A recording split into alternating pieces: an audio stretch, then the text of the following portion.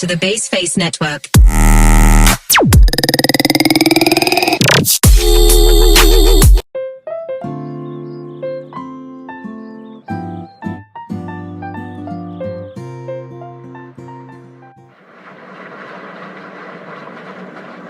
Dek, coba lihat deh.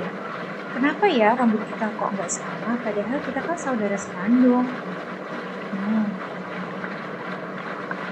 Iya juga ya kak, rambut aku kan lurus, sedangkan kakak bergelombang gitu. Mana skin tone kita juga beda lagi. Kayaknya emang kayak gitu deh, Dek. Jadi Allah tuh menciptakan setiap individu punya ciri fisik yang berbeda-beda. Kalau kakak amati nih ya, teman kakak tuh juga ada yang punya saudara kandung, dia punya kakak kan. Nah, dia tuh sama-sama rambutnya tuh lurus gitu. Cuman di ciri fisik lainnya tuh berbeda ya. Contohnya nih, teman kakak tuh kan matanya nggak lebar ya. Nah, si kakaknya ini itu matanya tuh kayak sipit gitu. Nah, kalau dipikir-pikir ya dek, kalau misalnya saudara kandung, seayah seibu pun, kalau misalnya sama nanti kan jadinya kayak kembar ya. Iya juga ya, nanti kan kalau kembar 100% nanti jadinya kayak kembar identik dong. Ayo kak, buruan, kita udah ditungguin ibu loh, nanti kita kelamaan, mana nanti kita bisa terlambat juga. Ayo buruan cepat. Rara, Rani, ayo segera bergegas, jangan lama-lama. Nanti telat loh ke sekolah. Cepetan ya, ibu tunggu. Baik, Bu. Ibu, kakak heran deh. Tadi kan kakak sama adik bercermin. Nah, kakak tuh mengamati ciri fisiknya kita tuh kayak berbeda gitu loh ibu.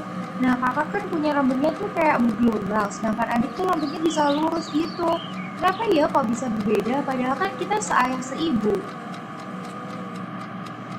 Iya kak, kita kan sebagai manusia memang berbeda satu sama lain. Nah, sekalipun kakak dan adik adalah saudara kandung, pasti satu sama lainnya ini akan berbeda ya. Meskipun kalian terhitung sekilas sedikit mirip. Nah, jadi yang menyebabkan perbedaan tersebut itu adalah gen. Wah, pantas saja. Rambut, terus bentuk mata, skin tone kakak dengan adik itu berbeda. Jadi kayak setiap individunya itu gennya pasti berbeda-beda ya Bu. Betul. Lagi pula nanti kakak juga akan mempelajarinya lebih lengkap di sekolah. Belajar yang rajin ya. Wah, anak ibu hebat. Bentar deh Bu, kayaknya Rara udah pernah denger deh kata-kata gen gitu. Nah, kebetulan tuh seingat kakak ya, tadi malam pas waktu kakak belajar mata pelajaran IPA, itu tuh ada yang ini loh, di materi pewarisan sifat kalau nggak salah. Itu ada kata-kata gen, sama satunya lagi itu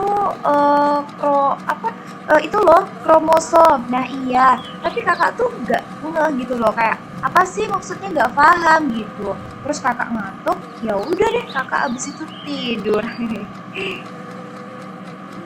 Aduh, anak ibu ada-ada saja. Ya udah, ayo buruan sarapannya dihabiskan ya. A few moments later. Rara berangkat sekolah dan diantarkan oleh ibunya. Saat perjalanan ke sekolah, Rara dan ibu mengalami kemacetan yang cukup parah yang diakibatkan oleh insiden kecelakaan. Insiden kecelakaan kali ini terjadi dengan melibatkan satu buah mobil dengan satu buah truk, sehingga alhasil jalanan menjadi macet cukup parah. Innalillahi, ya ampun kak, langsung ada kecelakaan di depan. Astagfirullahaladzim. Innalillahi, ya Bu, ini tuh banyak banget itu polisi di situ. Semoga yang kecelakaan segera ditangani ya Bu sama dokternya. Kasihan. Amin. Semoga ya. Nah itu Kak, pentingnya kita harus hati-hati di jalan. Jangan terikut-ikutan kalau kakak misal berangkat ke sekolah sendiri motor, harus hati-hati ya. Iya Bu, pasti. dong. A few moments later. Pukul 9.00 pagi Rara baru tiba di sekolah. Alhasil dari insiden kecelakaan yang mengakibatkan kemacetan total yang dialami oleh Rara terlambat datang ke sekolah. Rara ketinggalan pelajaran dari Miss Kylie. Pada saat ini materi yang disampaikan adalah tentang pewarisan sifat. Oleh karenanya Rara mendapatkan tugas untuk membuat mind mapping dan untuk mencari referensi di perpustakaan. Nah, ketika di perpustakaan, Rara bertemu dengan Kak Kinan, kakak tingkat dari Rara. Hai Rara. Hai juga Kak Kinan. Waduh, lama banget ya Kak kita nggak ketemu. Iya juga ya, bener banget. By the way, kamu lagi mau nyari buku apa? Mungkin ada yang bisa kakak bantu. Wah, pas banget nih ada yang mau bantuin. Jadi kan Kak, tadi itu kita ada ini ya tugas buat mind mapping terkait dengan materi pewarisan sifat. Nah, sama Miss Kylie disuruh buat nyari referensi lain gitu. Oh alah, oke. Kakak bantuin ya. Itu banyak banget materi tentang pewarisan sifat di loker sebelah kanan nih. Coba deh Rara baca-baca yang bentar kakak ambilin ya. By the way, terima kasih banyak ya Kak ya, tadi udah bantuin nyariin aku buku. Oke Rara, sama-sama. Udah kepikiran kan nanti buat nyariin gimana? Udah sih, tapi sebenarnya Rara tuh masih bingung Kak sama materinya. Bentar-bentar, ini jam berapa sih? Oh, masih lama. Oke, sambil menunggu bel masuk, mending kita duduk di sini dulu deh.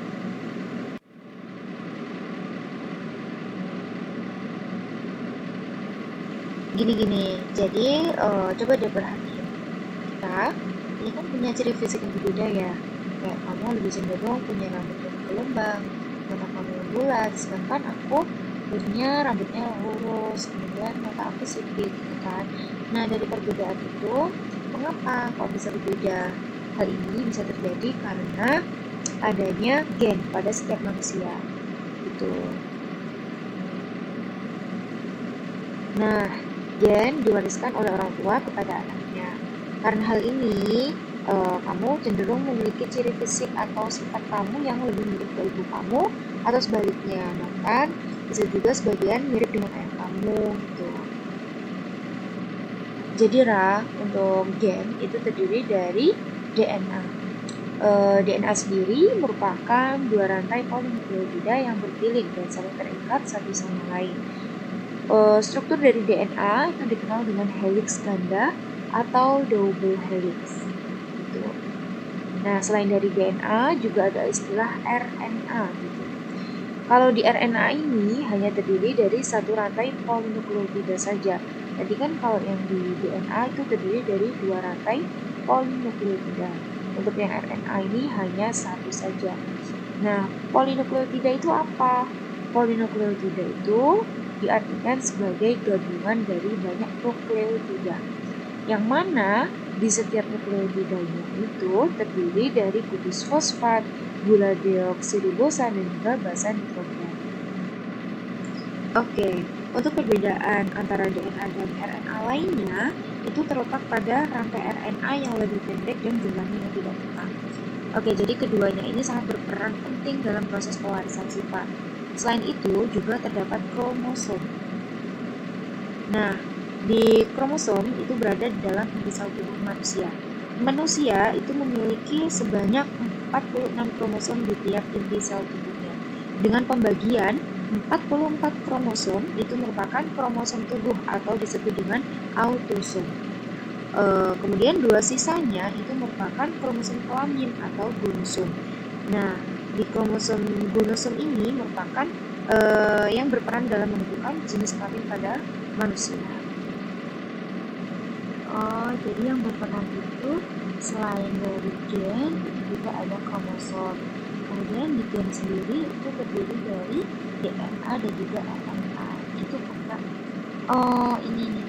Kalau tadi kan kakak bilang kalau gen itu mewariskan sifat. Selain dari mewariskan sifat, gen itu bisa nggak sih mewariskan kayak lebih ke kelainan atau penyakit gitu? Nah, tentu saja.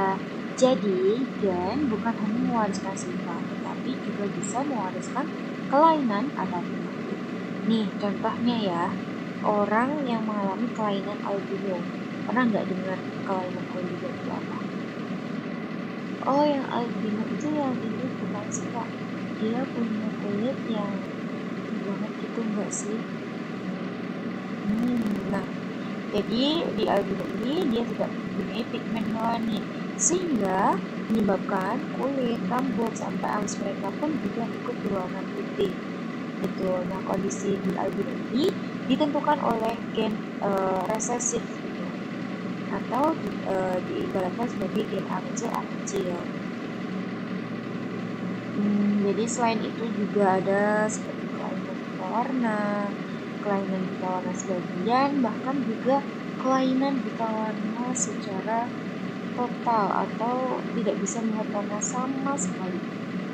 Itu juga dihasilkan dari kelainan dari pewarisan sifat. Nah, Rara jangan lupa dari materi pewarisan sifat ini, jika kita atau semisal kita integrasikan ke eh, apa keislaman, nilai keislaman, itu kita bisa mengambil hikmah bahwa seperti yang kita ketahui, Allah menciptakan semua manusia ini dengan berbeda-beda bentuk dengan sebaik-baiknya sifat yang Allah berikan kepada kita.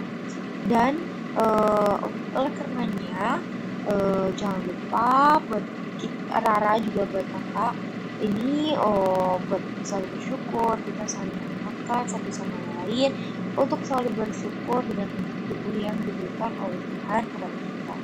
Nah, perbedaan yang kita miliki itu bukan digunakan untuk saling bermusuhan atau mengejar, justru untuk saling menghargai satu sama lain.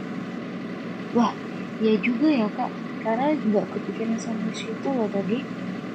Dari apa yang dijelasin kakak ternyata nyambung juga ya kalau kita integrasikan nilai-nilai keislamannya.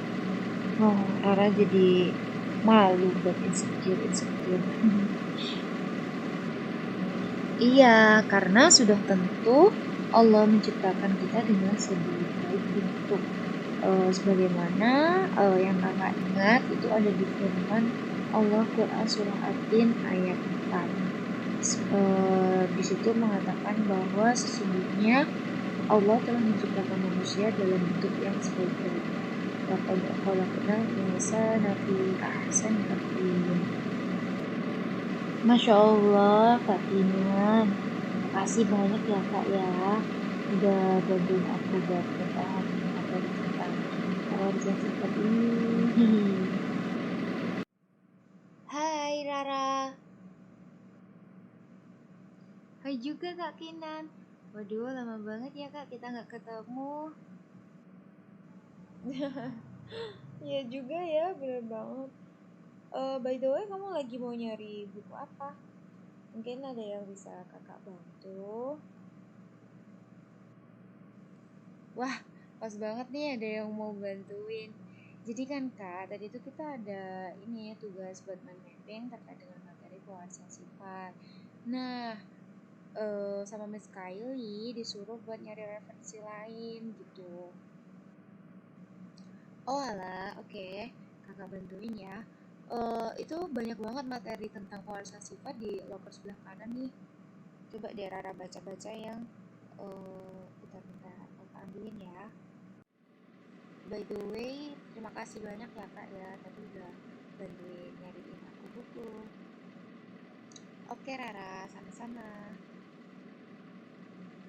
Udah kepikiran kan nanti buat nyariin bukunya? Udah sih, tapi sebenarnya Rara tuh masih bingung kak sama materinya. Bentar-bentar ini jam berapa sih? Oh, masih lama. Oke, sambil menunggu bel masuk, mending kita duduk di sini dulu deh.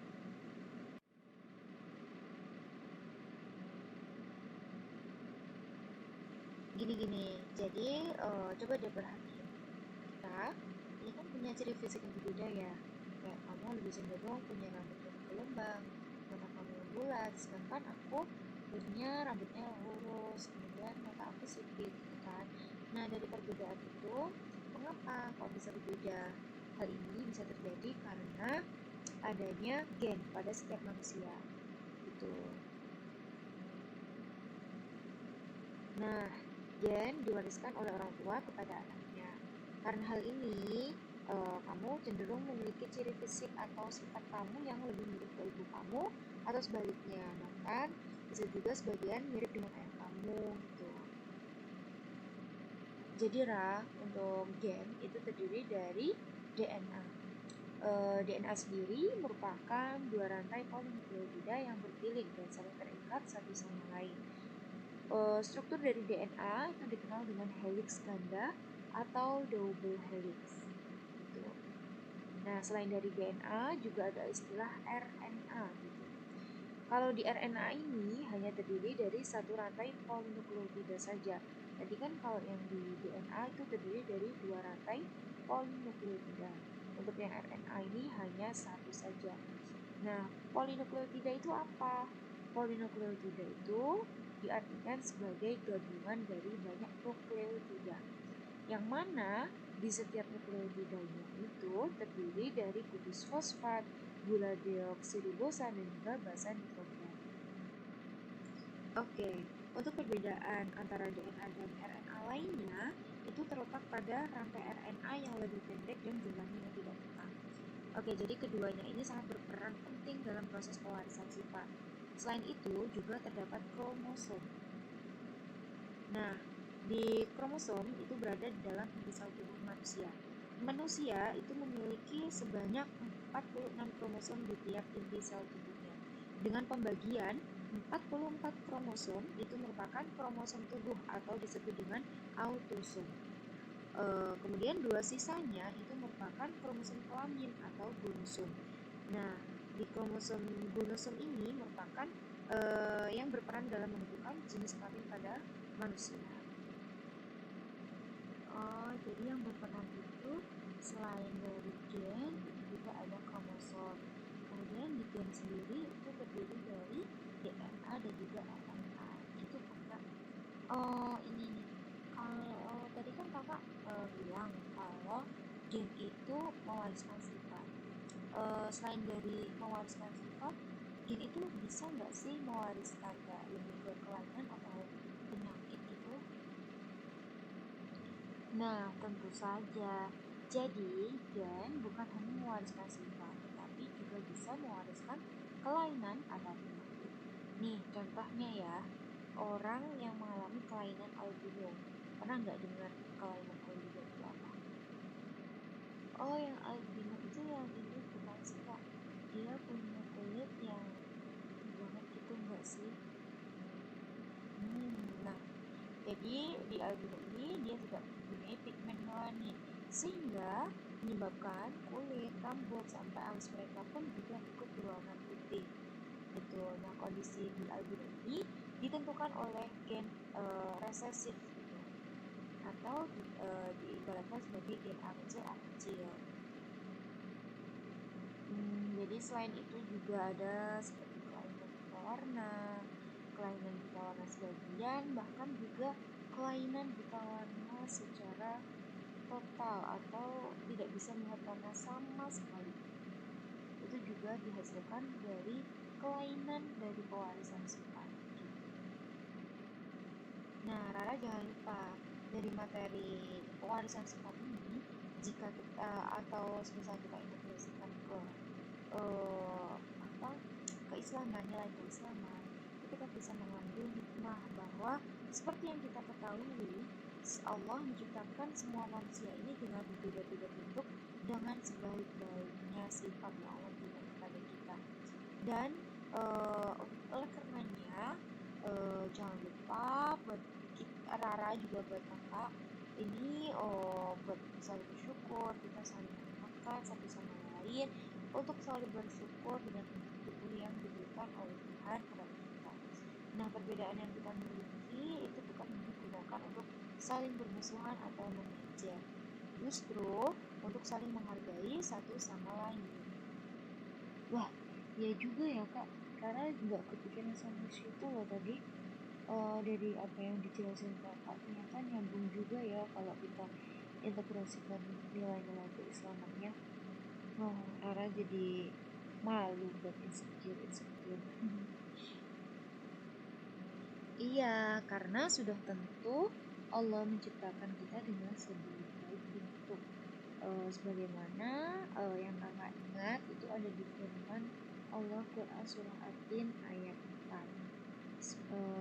Di situ mengatakan bahwa sesungguhnya Allah telah menciptakan manusia dalam bentuk yang sebaik-baiknya. Laqad khalaqnal insana fi ahsani taqwim. Masya Allah, Kak Tina. Makasih banyak ya Kak ya. Udah bantuin aku buat memahami materi tentang kewajiban zakat ini. A few moments later. Alhamdulillah ya Ra, korbannya bisa ditangani langsung sama dokternya. Alhamdulillah. Terus gimana Bu sekarang keadaannya? Alhamdulillah, karena beliau langsung ditangani oleh dokternya, masih bisa terselamatkan dari kecelakaan maut yang terjadi tadi. Tapi qadarullah, pasiennya ini masih belum sadarkan diri, atau bisa dikatakan bahwa si korbannya ini mengalami koma, nak. Ya Allah, semoga lekas diberi kesembuhan, amin. Lalu, apakah ada cara lain ya Bu untuk bisa tahu atau buat mengidentifikasi ini apa identitas korbannya? Nah, kalau itu ada Ra. Jadi, untuk mengetahui identitas korban tersebut itu salah satunya dapat dilakukan dengan mengambil sidik jari korban. Nah, identifikasi korban menggunakan sidik jari ini merupakan cara yang sering kali digunakan karena sidik jari bersifat unik dan permanen. Di mana dapat dikatakan unik karena sidik jari setiap individu itu berbeda-beda. Nah, sidik jari merupakan alat identifikasi yang baik apabila jaringan sidik jari korban masih ada atau masih bisa didapatkan cetakan sidik jari yang baik. Gitu. Tetapi Ra, selain dari sidik jari ini, misalnya ya, qadarullah si pasien ini dinyatakan si pergelangan tangannya ini hilang atau tidak ditemukan ketika kecelakaan atau entah bagaimana si sidik jari atau cetakannya ini rusak karena luka. Nah, itu bisa dilakukan melalui tes DNA. Cara lain ini menggunakan sumber DNA utamanya yang didapat dari darah, kemudian jaringan tubuh, gigi, maupun juga rambut si korban tersebut. Jadi dari rambut pun juga bisa kita cari atau identifikasi identitas si korbannya ini. Nah, untuk permasalahan misalnya si korbannya ini belum ditemukan jasadnya misalnya ya. Nah, hanya ditemukan di pakaian korbannya saja misalnya. Ini bisa juga melalui tes DNA atau bisa dikatakan sebagai sumber DNA sekunder. Jadi selain dari pakaian yang dikenakan korban, DNA sekunder ini bisa berasal dari barang-barang yang dikenakan korban seperti sikat gigi, kemudian tempat tidur, atau bisa kalau bisa ditemukan sepatu, itu juga bisa untuk mencari atau mengidentifikasi identitas si korban ini.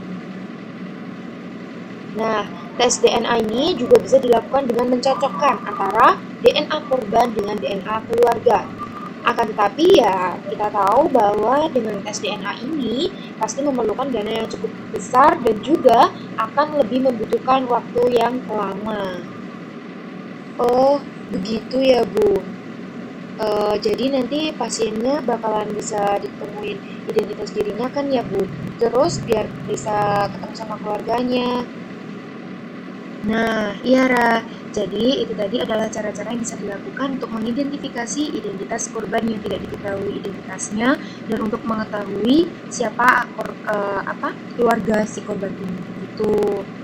Nah, itu tadi merupakan pengembangan dari penerapan ilmu genetika atau yang Rara pelajari di sekolah pada materi pewarisan sifat.